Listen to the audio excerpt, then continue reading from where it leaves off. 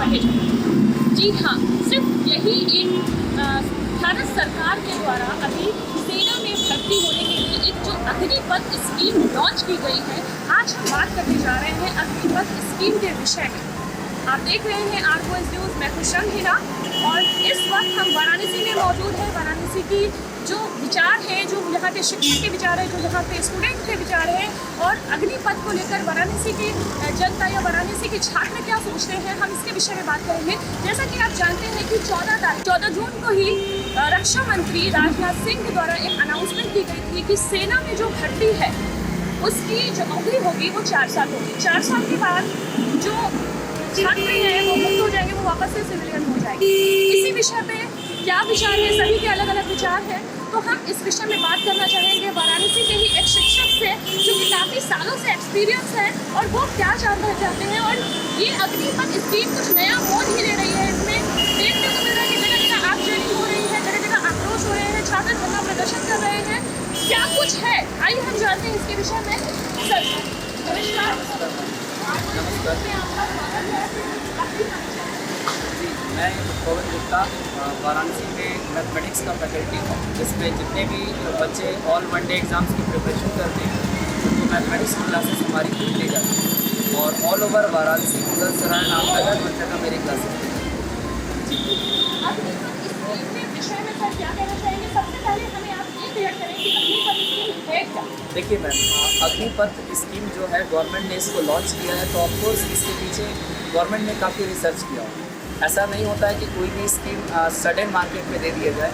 कोई भी योजना या स्कीम बनता है तो उसके पीछे सारे पॉइंट्स को देखा जाता है, पहलुओं को देखा जाता है, उसके बाद कोई स्कीम मार्केट में लॉन्च किया जाता है।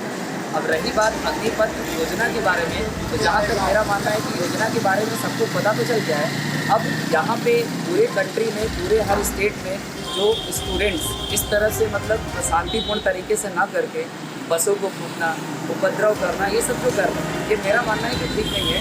इसको बात को समझने की ज़रूरत है। अगर आपके पास जो भी बातें हैं वो गवर्नमेंट तक पहुंचाने की ज़रूरत है, और पहुंचाने का रास्ता सिर्फ हमारे पास यही नहीं है। अगर हम लोग शांतिपूर्ण तरीके से बैठ के इसके बारे में सोचें तो बहुत इसके अच्छे निष्कर्ष निकल सकते हैं। रही बात को समझने और समझाने की, तो मुझे जहाँ तक लगता है कि जो सरकार बात समझाना चाहती है वो यहाँ की पब्लिक या स्टूडेंट समझ नहीं पा रहे हैं, या जो स्टूडेंट्स कहना चाह रहे हैं वो सरकार तक पहुँच नहीं पा रही है। इसी मिसअंडरस्टैंडिंग की वजह से ये सारे प्रॉब्लम्स आ रहे हैं। ये क्या लगता है कि स्टूडेंट्स की नाराजगी इस हद तक बढ़ गई कि 8 को धरना प्रदर्शन और तोड़फोड़ तक आ गई, स्टूडेंट्स को अपने फ्यूचर की चिंता तक आ गई शायद ये कारण? स्टूडेंट्स का फ्यूचर का चिंता तो है ऑफकोर्स, ये बात तो मैं मानता हूँ कि 4 साल की जॉब के बाद अगर स्टूडेंट जॉब से बाहर निकल जाता है तो ऑफकोर्स उसके सामने एक बड़ी प्रॉब्लम खड़ी होगी कि आफ्टर 4 ईयर जो एग्ज़ाम के लिए इतना प्रिपरेशन करेगा, मेहनत करेगा, दौड़ लगाएगा, फिजिकल रिटर्न सारे एग्ज़ाम्स को क्लियर करने के बाद उसको अगर जॉब मिलती है 4 साल प्रिपरेशन के बाद, 4 साल की जॉब के बाद उसको फिर जॉब से बाहर निकलना चाहिए। स्टूडेंट के साथ साथ क्या ये हमारे देश के लिए इतनी ईमानदारी के साथ हमारी मेहनत सही रहती है और इसी के साथ अपनी जान का डिक्लेयर करती है, तो क्या वो 4 साल के कार्यकाल में संभव हो पाएगा? देखिए 4 साल के कार्यकाल में तो अभी जैसे कि मेरा मानना है कि एक युवा अभी आर्मी में जाएगा ही, अगर उसके अंदर वो चीज़ को लेकर पैशनेटिक होगा ही तब तक उसको रिटायरमेंट मिलता है, क्योंकि इसमें गवर्नमेंट ने 6 महीने का ट्रेनिंग रखा है। जहाँ तक मेरा मानना है कि 6 महीने में कोई भी मिलिट्री का या आर्मी का जो जवान है वो 100% ट्रेंड नहीं होगा, क्योंकि मिलिट्री की ट्रेनिंग जो होती है वो काफ़ी लंबी होती है, उसमें काफ़ी ट्रेनिंग की ज़रूरत पड़ती है, और 6 महीने का टाइम पीरियड बहुत ही कम टाइम पीरियड है। तो एक वेल ट्रेंड आर्मी जवान मेरे को जहाँ तक लगता है कि वो नहीं हो पाएगा, और बाकी गवर्नमेंट इसके लिए जो भी प्लान किया हो वो उसकी प्लानिंग है।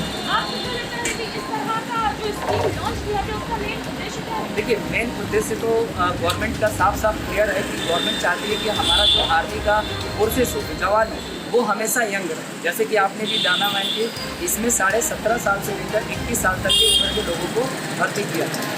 तो आर्मी को यंग रखना एक मेन पर्पज़ है, और उससे भी बड़ा मेन मुद्दा ये है कि गवर्नमेंट अपना पेंशन प्लान, जो पेंशन है उसकी भार को कम करना चाहती है, इसमें कोई डाउट नहीं। क्या लगता है कि जगह-जगह जो जैसे कि आज दिशा लाइन में भी बदलाव हुआ, कैंप से भी देखने को मिला कि बसों को रुका गया और इस तरह के प्रदर्शन होना जरूरी है। देखिए अभी बनारस की स्थिति में आपको बता रहा हूँ कि अभी सुबह की स्थिति ये है कि जगह जगह को बच्चे अपना नारेबाजी कर रहे हैं। अभी बसों को भी उन्होंने जलाया, तोड़-फोड़ कर रहे हैं, पब्लिक का नुकसान पहुंचा रहे हैं, जबकि पब्लिक का कोई दोष नहीं। पब्लिक का इसमें क्या रोल है? लेकिन ये जो तरीका है, ये तरीका गलत है। सरकार आपके विचार क्या है कि अग्निपथ स्कीम जो है आप इसको किस नजरिए से देखते हैं? देखिए, अग्निपथ स्कीम के बारे में मेरा नज़रिया क्या होगा कि ऑफकोर्स अगर बच्चों की नज़र से अगर मैं देखूँ तो 4 साल के बाद अगर उनको अनएम्प्लॉयमेंट मिलता है तो ऐसा नहीं है कि उनकी लाइफ के ताले बंद हो जाते हैं, हज़ारों ऑप्शन उसके बाद भी। लेकिन गवर्नमेंट ने जो ये प्लान लाया है सडन, इसके पीछे मैं इसके बारे में कुछ कहना नहीं चाहूँगा क्योंकि गवर्नमेंट ने क्या सोचा है, क्या प्लानिंग है, बच्चों ने क्या सोचा, तो सबके अपने अपने पॉइंट्स ऑफ व्यू है। अगर मैं सही से देखूँ तो हर इंसान अपने प्रॉफिट से सोचता है। जैसे कि एक स्टूडेंट सिर्फ ये देख रहा है कि हमारा इसमें कहाँ पे प्रॉफिट है, गवर्नमेंट अपना प्रॉफिट देख रहा है। तो इसके बारे में मैं कुछ कमेंट नहीं करना चाहूँगा क्या है स्टूडेंट्स का और क्या है गवर्नमेंट का। बहुत बहुत धन्यवाद। Thank you. जैसा कि आपने देखा कि पवन गुप्ता सर ने अपने विचार व्यक्त किए और वाराणसी में जो धरना प्रदर्शन या जो हिंसा हुई है उसकी निंदा भी की उन्होंने आगे गवर्नमेंट की स्कीम के बारे में भी बहुत कुछ बताया। तो आगे ये जो गवर्नमेंट की स्कीम है अग्निपथ स्कीम, अग्निपथ योजना, कुछ हद तक उसके फायदे हैं, लेकिन स्टूडेंट को अपना साफ नुकसान दिखाई दे रहा है। जैसे कि रोडवेज में आए हैं, रोडवेज बस के पास आए हुए हैं, यहाँ पर सुबह हिंसा हुई थी, बसों के शीशे तोड़े हुए हैं। मैं कैमरामैन से कहूँगी दिखाएं कि इस तरह से आम जनता के संपत्ति को हानि पहुँचाई गई है। यहाँ पर अच्छी खासी बसों को जो कि आम जनता के लिए है, शीशे टूटे हुए हैं, बसों के कई सारी पथराव हुए हैं और ये सब किस लिए हुए हैं? मैं कैमरामैन कि यहाँ पर आम जनमानस के आवागमन पर पूरी तरीके से बाधा पहुँची। वहाँ कैमरामैन से कहूँगी बसों के काफ़ी शीशे टूटे हुए हैं और ये किया किसने?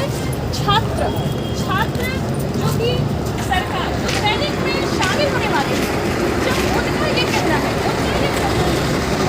अभी वो सैनिक में शामिल भी नहीं हुए हैं, अभी वो इंडियन आर्मी में शामिल भी नहीं हुए हैं, उसके लिए इन्होंने इस तरह की क्षतिग्रस्त बसों को तोड़ा है और ये बहुत ही दुखद घटना है।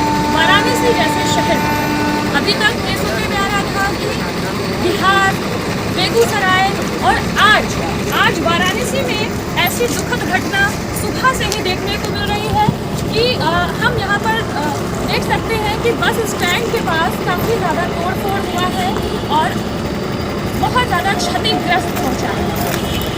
कुछ बोलना चाहेंगे? यहाँ के आम जनता से हम बात करते हैं कि क्या कुछ कहना चाहेंगे। हुआ है ये जो बसों को तोड़ा गया है छात्रों के द्वारा, उसके विषय में आप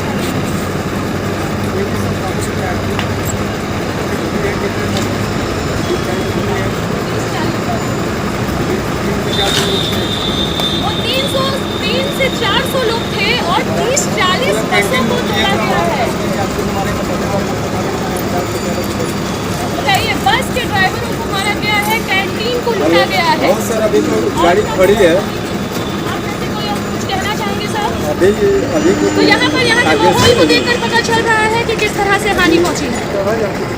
स्कीम अग्निपथ स्कीम जो कि 14 जून को लॉन्च की गई है, रक्षा मंत्री राजनाथ सिंह के द्वारा ये अनाउंसमेंट की गई है कि सेना की जो आयु अब होगी जॉब करने की वो 4 वर्ष की हो। उसके बाद उनको अच्छे खासे भत्ते के साथ पदमुक्त कर दिया जाएगा और इसमें ज्वाइनिंग की जो एज है वो 17 से 21 थी, अभी कल तब्दीली की गई है और 23 कर दी गई है। उनकी आयु सीमा बढ़ाकर 23 कर दी गई है, लेकिन फिर भी छात्र जो है वो पूरी तरह से संतुष्ट नहीं दिखाई दे रहे हैं। और आइए हम वाराणसी के छात्रों से बात करते हैं कि उनके क्या विचार हैं अग्निपथ योजना के लिए, जो कि उनको अग्निवीर का पद दिया जा रहा है, अग्निवीर कहा जाएगा। उसके बावजूद छात्र क्या सोचते हैं, हम छात्र से बात करते हैं। अपना परिचय दीजिए सर। अग्निपथ स्कीम के विषय में आप क्या कहना चाहेंगे? अग्निपथ का स्कीम आया, ये स्कीम कुछ हद तक ठीक है, लेकिन जो छात्रों के हित में जो कार्य हो उसी को हम लोग जो है कि समर्थन देंगे। और जहाँ तक जो सरकार ने ये लॉन्च किया है कुछ हद तक हमको ठीक भी लग रहा है कि जैसे कि अब नौकरी मिलता है तो एक लोगों को नौकरी मिलता है तो आजीवन वो नौकरी उसी में करता रहता है, ठीक है, वो अच्छी बात है, लेकिन कहते हैं कि सबको मौका मिलना चाहिए। और एसटीपीसी स्कीम में 4 साल नौकरी सेवा के बाद 12 लाख रुपए भी गवर्नमेंट इसको इशू करेगा और बाद में भी उनको मौका मिलेगा, उनकी वजह से वेटेज उनको मिलेगा दूसरे अन्य क्षेत्रों में। तो देखा आपने बनारस के ये दूसरे छात्र हैं जिन्होंने पॉजिटिव वे में अग्निपथ स्कीम को एक्सप्लेन किया है। हम आगे बढ़ते हैं। आप क्या सोचते हैं अग्निपथ स्कीम के बारे में? हमारा मानना है कि ये जो सरकार ने नियम लागू किया है ये बिल्कुल तरीके से सही नहीं है और मैं सरकार से ही मांग करना चाहता हूँ कि जो नियम लागू किए हैं फिर से मतलब ये नियम अपना वापस ले लें और जो पुराना जो नियम था उसको बहाल करें।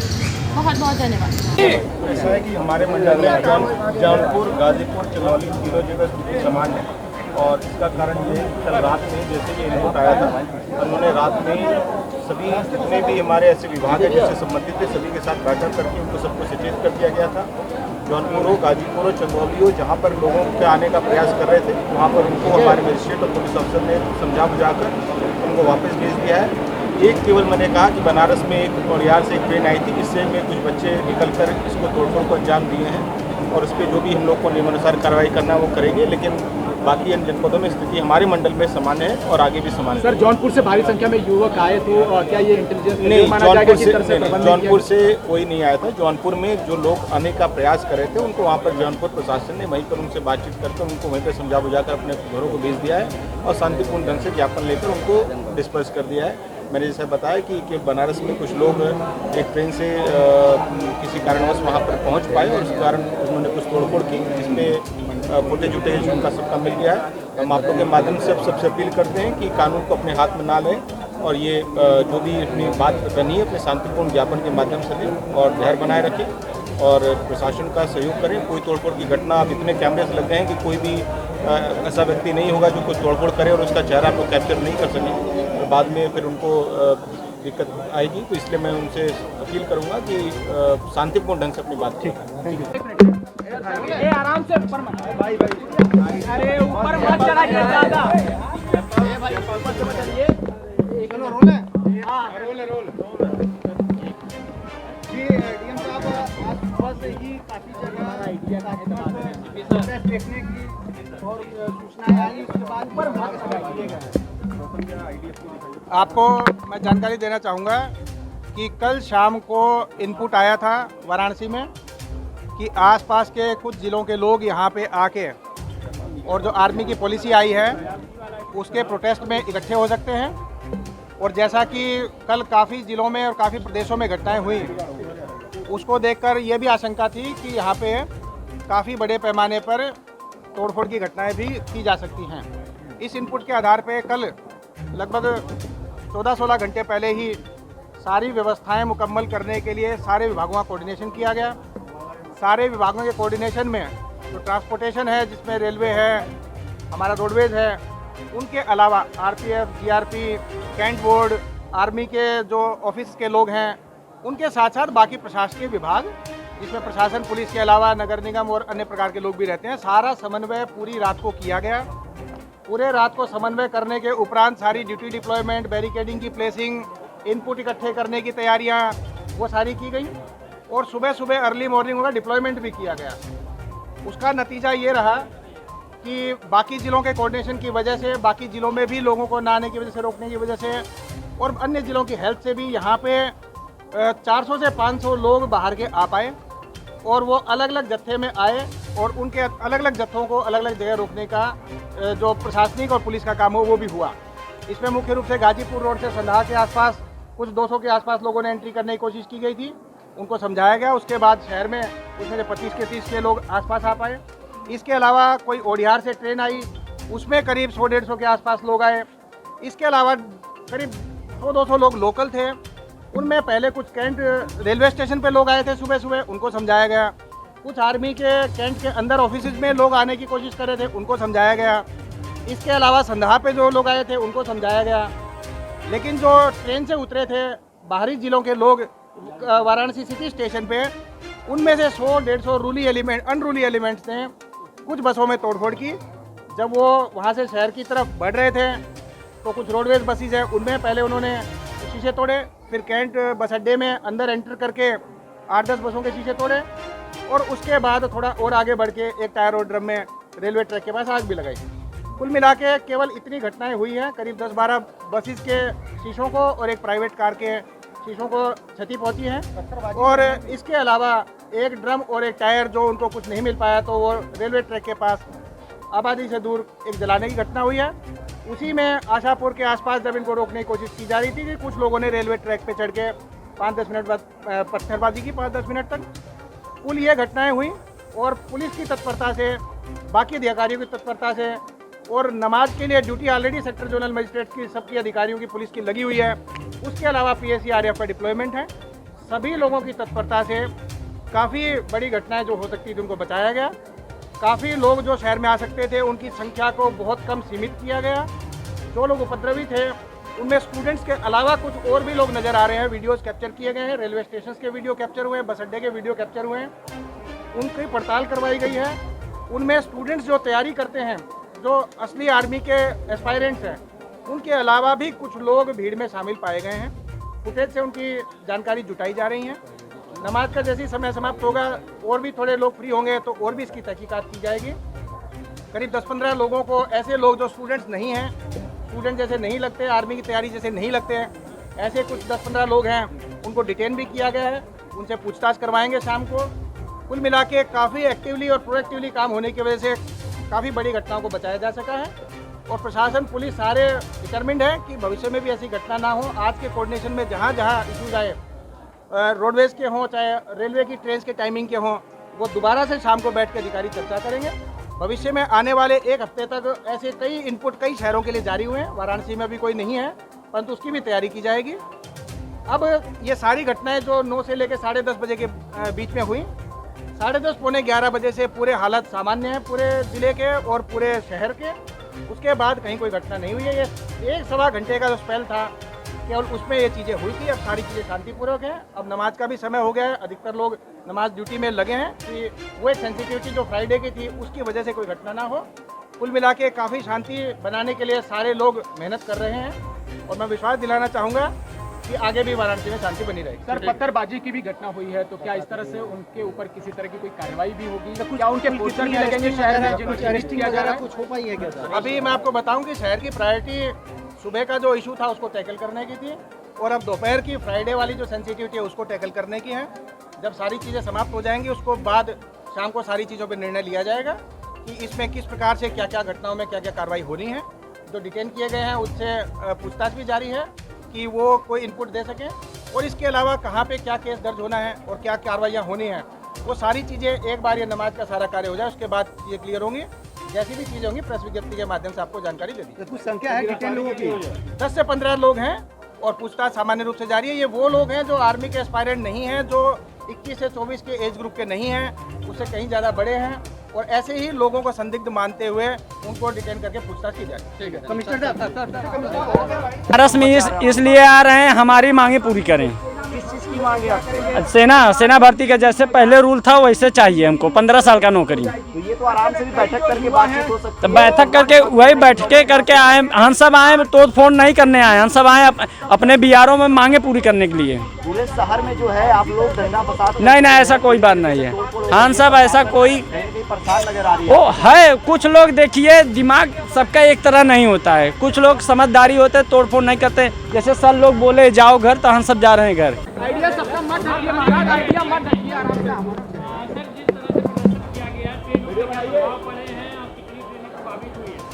जैसे कि सूचना थी और कल शाम में ही इसकी तैयारी हो गई थी, इसकी सूचना मिल चुकी थी कि कुछ न कुछ समस्या हो सकती है, कुछ न कुछ तोड़ फोड़ की या जो बगल के ज़िलों में और बगल के प्रदेश में जो हो रहा है वैसी घटना यहाँ भी हो सकती है रेलवे के साथ।